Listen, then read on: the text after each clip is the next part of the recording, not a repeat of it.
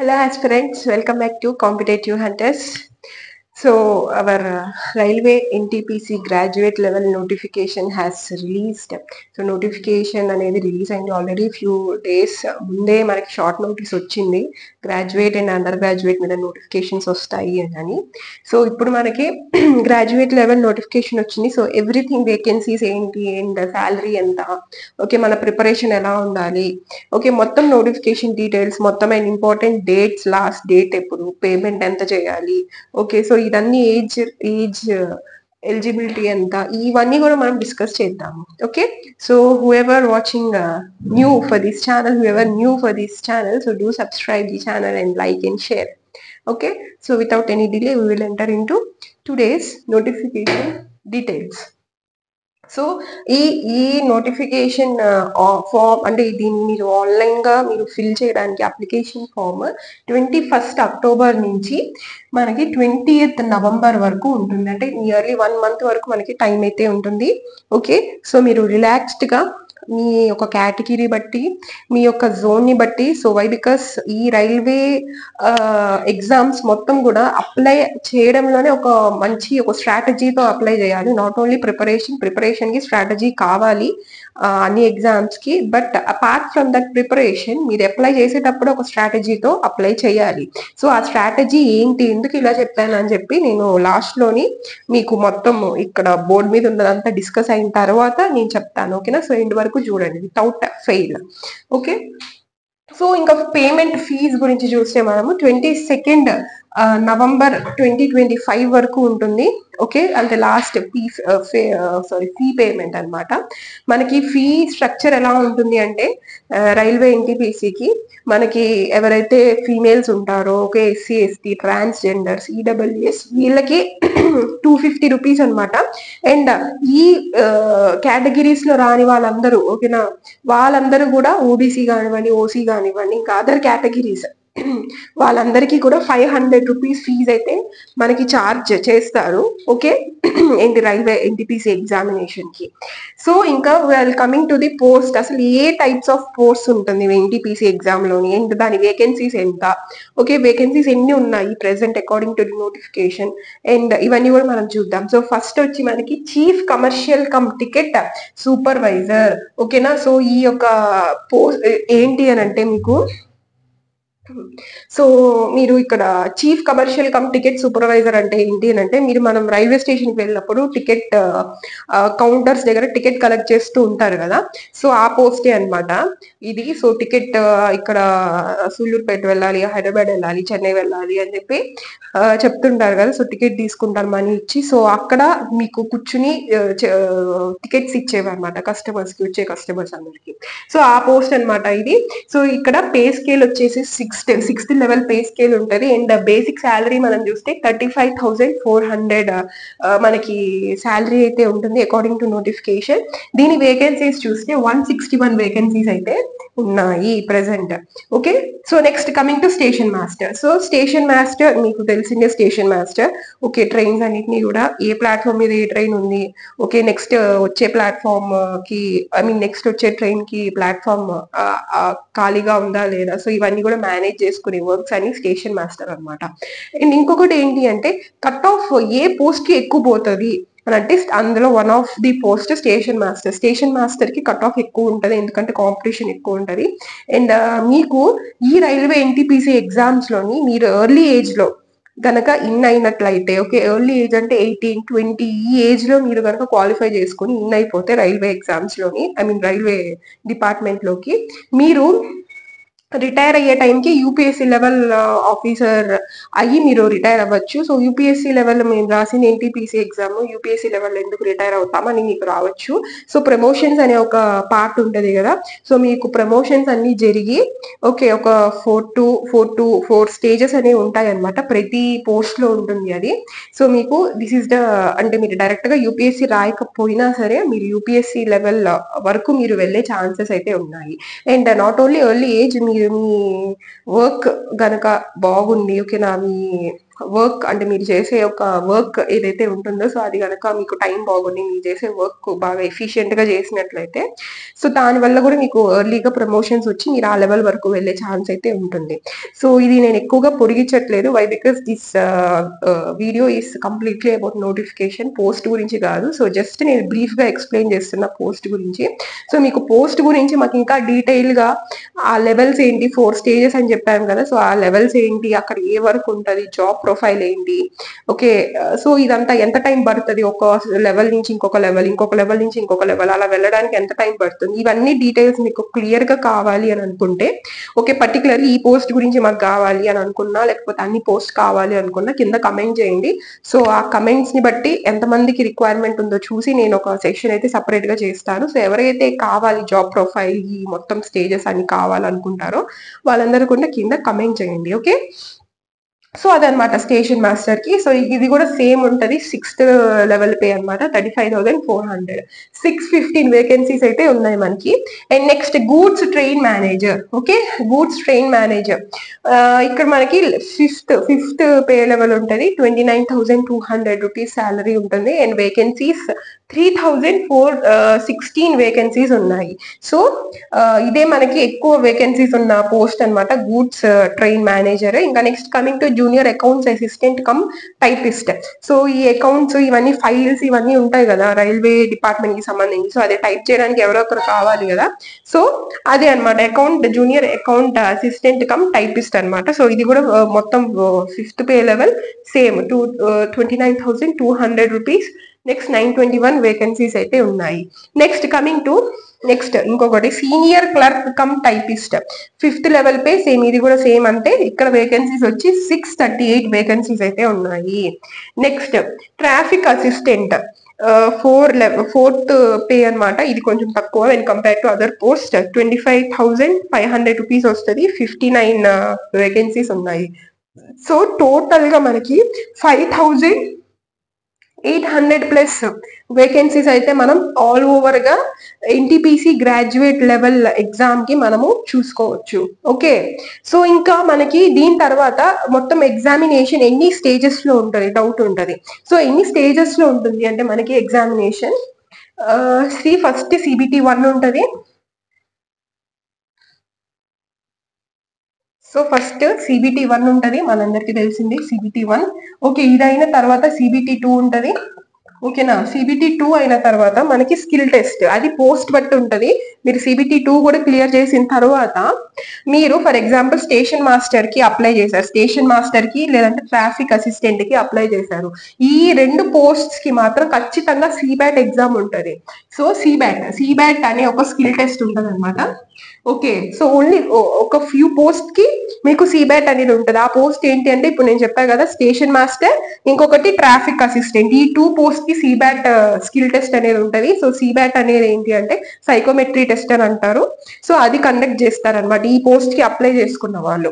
And typing test కూడా ఉంటుంది. Typing test అంటే ఆబ్వియస్లీ మీకు ఇక్కడ టైపిస్ట్ అని ఉంది కదా, ఈ 2 పోస్ట్ కి ఎవరైతే అప్లై చేస్తారో వాళ్ళకి టైపింగ్ టెస్ట్ అనేది ఉంటుంది. ఓకే, సో స్పీడ్ ఎంత ఉండాలి అని అంటే ఇఫ్ యువర్ మీరు ఇంగ్లీష్ సెలెక్ట్ చేసుకున్నట్లయితే టైపింగ్ లోని 35 వర్డ్ పర్ మినిట్ మీరు టైప్ చేయగలగాలి. అదే హిందీ సెలెక్ట్ చేసుకుంటే 30 వర్డ్స్ పర్ మినిట్ అనేది మీరు అంటే స్పీడ్ అంత ఉండాలన్నమాట. అంటే 1 minute లో 30 వర్డ్స్ మీరు కొట్టగలగాలి హిందీలోని. అదే ఇంగ్లీష్ సెలెక్ట్ చేసుకుంటే 1 minute లో 35 వర్డ్స్ మీరు కొట్టగలగాలి. సో మీకు టైపింగ్ కనుక వచ్చినట్లయితే you can go for these ఈ పోస్ట్ మీరు అప్లై చేసుకోవచ్చు. సో మీకు స్కిల్ టెస్ట్, CBAT, ఇంకొకటి టైపింగ్ టెస్ట్. సో నేను పోస్ట్ ఏంటో చెప్పాను, ఆ పోస్ట్ కి అప్లై చేసుకుంటే మీరు ఈ స్కిల్ టెస్ట్ అటెంప్ట్ చేయాల్సి ఉంటుంది. మరి రిమైనింగ్ పోస్ట్ కి ఏం స్కిల్ టెస్ట్ లేదా మ్యామ్ అని అంటే ఎస్, ఈ రిమైనింగ్ పోస్ట్ ఏదైతే ఉందో లెఫ్ట్ ఓవర్ పోస్ట్ ఏంటి, chief commercial come ticket supervisor, ఇంకేంటి గూడ్స్ ట్రైన్ మేనేజర్, వీటికి ఏమీ స్కిల్ టెస్ట్ ఏమీ ఉండదు.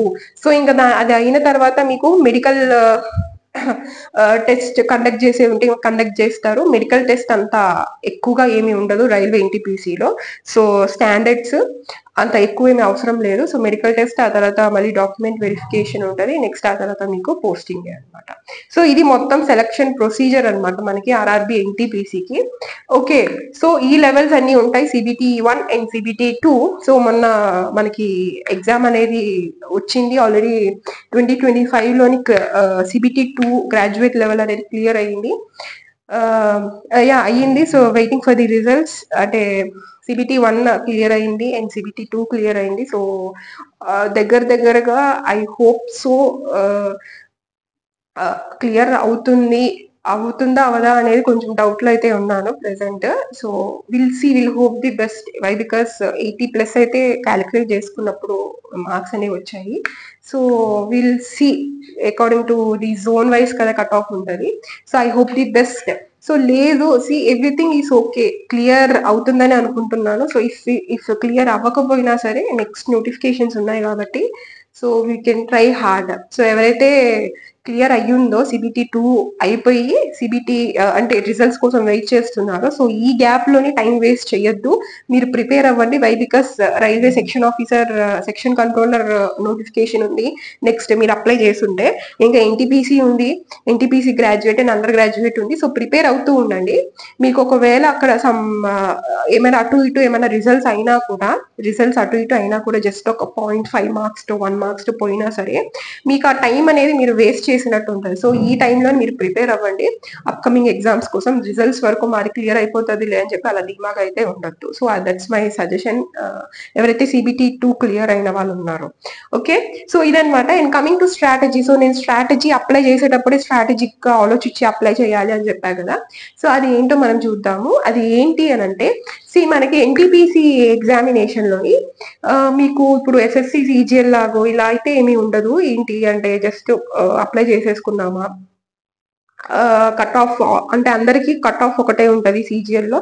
బట్ రైల్వే ఎన్టీపీసీ ఎగ్జామ్స్ లోని ఇలా మీకు ఉండదు, జోన్ వైజ్ కట్ ఆఫ్ ఉంటది. ఓకే, అంటే మీరు ఏ జోన్ కి అప్లై చేస్తున్నారు, ఏ పోస్ట్ కి అప్లై చేస్తున్నారు, everything is matters. Every tiny little thing కూడా మీకు మ్యాటర్స్. మీ యొక్క లెవెల్ బట్టి, అంటే మీరు బాగా చదివే క్యాండిడేట్స్, మేము ఆల్రెడీ రైల్వేలోని 0.1 తోని 0.5 తోని ఇలా మేము లూజ్ అయి ఉన్నాము రైల్వే పోస్ట్, సో మేము చాలా కాన్ఫిడెంట్ గా ఉన్నాము అనుకునే క్యాండిడేట్స్ ఎవరైతే ఉంటారో, బాగా ప్రాక్టీస్ చేసి కాన్ఫిడెన్స్ లెవెల్ మంచిగా ఉన్న వాళ్ళు ఎవరైతే ఉంటారో, సో వాళ్ళు ఇటువంటివి ఏమి కూడా పట్టించుకోకుండా వాళ్ళకి ఏ పోస్ట్ అయితే కావాలో, okay, if they are aiming for station master, so నేను చెప్పాను స్టేషన్ మాస్టర్ కట్ ఆఫ్ ఎక్కువ ఉంటుందని, వాళ్ళు స్టేషన్ మాస్టర్ అంటే ఇంకొక నిమిషం కూడా ఆలోచించకుండా స్టేషన్ మాస్టర్ కి అండ్ జోన్ చూసుకుని, మీకు ఏ జోన్ మీకు రిక్వైర్మెంట్ ఉంటుందో, ఏ జోన్ లో మాకు కన్వీనియంట్ ఉంటుందో అక్కడ చూసుకుని మీరు అప్లై చేసేసుకోవచ్చు. బాగా చదివే వాళ్ళు, ఓకే నేను చెప్పాగా, సో అలాంటి వాళ్ళు ఉంటే అలా అప్లై చేసుకోవచ్చు. అండ్ కమింగ్ టు ఇప్పుడిప్పుడే మేము ప్రిపేర్ అవుతున్నాము, మేము ఎన్టీపీసీ ఇచ్చాము బట్ అంత గుడ్ మార్క్స్ రాలేదు, ఇప్పుడు సెకండ్ టైం మళ్ళీ ట్రై చేస్తున్నాం అనుకునే క్యాండిడేట్స్ ఎవరైతే ఉంటారో, ఆల్మోస్ట్ మాకు సిబిటి 1లోని ఒక 70+ వచ్చాయి, ఓకే 60+ వచ్చాయి అని అనుకునే వాళ్ళు ఎవరైతే ఉన్నారో ఆ కేటగిరీలో ఉన్నారో, సో మీరు జోన్ చూసుకోండి ఎక్కడ తక్కువ కట్ ఆఫ్ వస్తుంది, మీ కేటగిరీ బట్టి వేకెన్సీస్ చూసుకోండి. ఓకే, జోన్ చూసుకోండి. జోన్స్ కూడా మీకు నార్త్ సైడ్ ఎక్కువగా కట్ ఆఫ్ ఉంటది, ఈ బిలాస్పూర్, ముంబై, ఈ జోన్స్ ఎక్కడైతే ఉంటాయో ఆ జోన్స్ అన్ని కూడా red mark zones, high cut off ఉంటది. ఎందుకంటే అక్కడ పోస్టింగ్ కావాలనుకునే క్యాండిడేట్స్ చాలా ఎక్కువ మంది ఉంటారు. సో అక్కడైతే కంపల్సరీగా మనమైతే అక్కడ పెట్టుకోవాలి అని అనుకోము. సో ఇంకా జోన్స్ బట్టి మీరు చూసుకొని దాని మీద కూడా ఒకసారి నేను అనాలిసిస్ చేసి వేకెన్సీస్ బట్టి అది కూడా ఒకసారి నేను ఒక సపరేట్ వీడియో చేస్తాను. సో మీకు కావాలి అనుకుంటే ఆ వీడియో కూడా కింద కమెంట్ చేయండి. So zone wise cut off ని బట్టి ఏది పెట్టుకుంటే, ఏ జోన్ పెట్టుకుంటే సేఫ్ జోన్, ఏ పోస్ట్ పెట్టుకుంటే safe zone, based on categories నేను ఒక సపరేట్ అనాలిసిస్ చేసి ఒక వీడియో అయితే పెడతాను. సో ఈ అనాలిసిస్ చేయడానికి నాకు చాలా టైం పడుతుంది. సో మీకు అది ఎంత రిక్వైర్మెంటో మీరు కమెంట్ సెషన్ లో నాకు తెలియజేస్తే, సో దాన్ని బట్టి నేను ఒక వీడియో అనేది తీసుకొస్తాను. సో అది ర్యాండమ్ గా ఏదో నోట్స్ లో చెప్పేసేది కాదు, క్యాలిక్యులేషన్స్ వేసి ఇలా క్యాలిక్యులేషన్స్ వేసి చెప్పేసేది కాదు. దానికి ఒక డీప్ అనాలిసిస్ కావాలి, నోటిఫికేషన్ అంటే అనాలిసిస్ చేయాలి, అండ్ ప్రీవియస్ కట్ ఆఫ్స్ ఏమున్నాయి, మొన్న ఎన్టీపీసీ జరిగింది కదా, సో దాన్ని బట్టి ప్రీవియస్ కట్ ఆఫ్స్ ఎంత ఉన్నాయి ఏంటి, దాన్ని బట్టి నేను మొత్తం కూడా అనాలిసిస్ చేయాలి. So it's not easy thing. So మీ యొక్క రిక్వైర్మెంట్ ఎలా ఉందో నాకు కమెంట్ సెషన్ లో తెలియజేస్తే దాన్ని బట్టి నేను ఫర్దర్ గా నేను మూవ్ అవుతాను. ఓకే, సో అదనమాట. సో జోన్ వైజ్ ప్రతిది కూడా చిన్నది కూడా ఎందుకు చెప్తున్నా అంటే దాన్ని బట్టే కట్ ఆఫ్ డిసైడ్ అవుతుంది. మీకు కట్ ఆఫ్ బట్టి మీరు ఒక ఎంప్లాయీగా మారాలా లేకపోతే స్టిల్ ఆస్పిరెంట్ గా ఉండాలా అని చెప్పేసి డిసైడ్ చేసేది అంటే ఒక మార్జిన్ ఫ్యాక్టర్ ఏదైతే ఉంటుందో అది కట్ ఆఫ్ అనమాట. ఈ కట్ ఆఫ్ దేనిపైన బేస్ అవుతుంది? It will totally based on మీరు అప్లై చేసే పోస్ట్ అండ్ మీరు అప్లై చేసే జోన్. సో మీరు ర్యాండమ్ గా ఏమి తెలుసుకోకుండా జస్ట్ ఓకే ఇది ఏదో బాగుంది వినడానికి, సీనియర్ క్లర్క్ కమ్ టైపిస్ట్ బాగుంది, స్టేషన్ మాస్టర్ బాగుంది, జెండా ఊపేదే కదా స్టేషన్ మాస్టర్ అంటే, అలా కూర్చుని ఉండమే కదా ఏసీలోని అని చెప్పేసి ఇలా మీరు ఆలోచించుకుని అలా అప్లై చేయొద్దు. ప్రిఫరెన్సెస్ కూడా మీరు ఆర్డర్ వైజ్ గా మొత్తం ప్రతిదీ వేకెన్సీస్, ఈ వేకెన్సీస్ చూసి మోసపోవద్దు.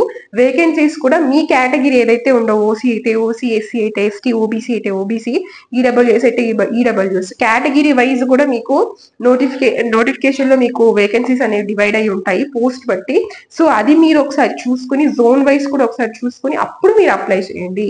సో ఎందుకు ఇంత బట్టి నేను ఎందుకు చెప్తున్నా అంటే చాలా మంది తప్పులు చేసేది ఇక్కడే. ప్రిపేర్ బాగా అవుతారు, మీరు ఇవన్నీ కన్సిడర్ చేయకుండా మీరు ఒక హై కట్ ఆఫ్ ఉన్న దగ్గర ఓకేనా, మీకు మీ కేటగిరీకి వేకెన్సీస్ తక్కువ ఉన్న దగ్గర, లేకపోతే ఒక వేకెన్సీ ఒక 5 వేకెన్సీస్ ఉన్న దగ్గర మీరు అప్లై చేశారు అని అంటే దెబ్బ అయిపోతారు. సో 5 వేకెన్సీస్ దగ్గర ఉన్న దగ్గర మీరు అప్లై చేశారు అని అంటే ఆబ్వియస్ గా అక్కడ మీకు అక్కడ పోస్టింగ్ రావాలంటే మీ కట్ ఆఫ్ మీ మార్క్స్ కూడా అంతే ఎక్కువ ఉండాలి.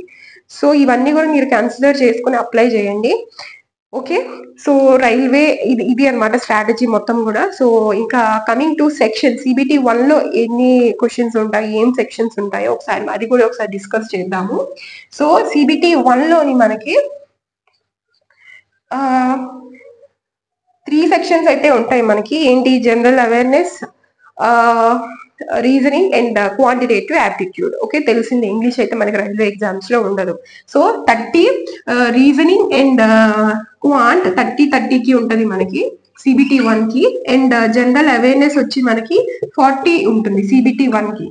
Okay, and coming to CBT 2 మనకి రీజనింగ్ అండ్ క్వాంట్